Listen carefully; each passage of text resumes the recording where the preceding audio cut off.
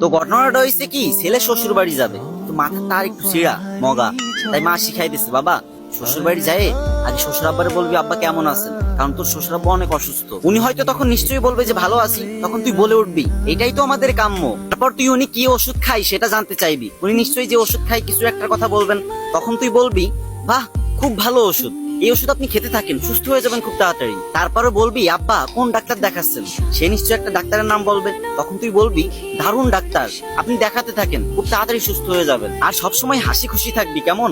বোকা ছেলে মায়ের কথায় সম্মতি দিয়ে মায়ের সাথে শ্বশুর বাড়ি গেল। এদিকে শ্বশুর মশাই রোগের জ্বালায় বিছনায় শুয়ে ছটফট করতেছেন, ঠিক তখনই জামাই এন্ট্রি নিল, হা হা করে হাসতে হাসতে বলল কেমন আছেন বাবা।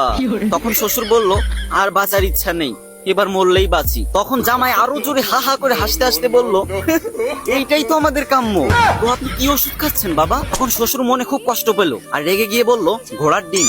তখন জামাই আরো হো হো করে হাসতে লাগলো আর বলতে লাগলো বাহ বাহ খুব ভালো ওষুধ বাবা, এই ওষুধ আপনি খেতে থাকেন, আপনি খুব তাড়াতাড়ি সুস্থ হয়ে যাবেন। তো আপনি কোন ডাক্তার দেখাচ্ছেন বাবা। শ্বশুর এবার আরো রেগে মেগে বলল আজরাইল। এটা শুনে জামাই হা হা হো হো হি হি করে আসতে লাগলো আর বলতে লাগলো খুব ভালো ডাক্তার, খুব নাম করা ডাক্তার, আপনি দেখাতে থাকেন, আশা করি খুব তাড়াতাড়ি সুস্থ হয়ে যাবেন। বাবা। তো গাইস, কে কে হাসো নাই, মানে হাসি আসে নাই অথবা ভালো লাগে নাই যাদের কাছে, তারা আনফলো করে দিতে পারো, সমস্যা নেই।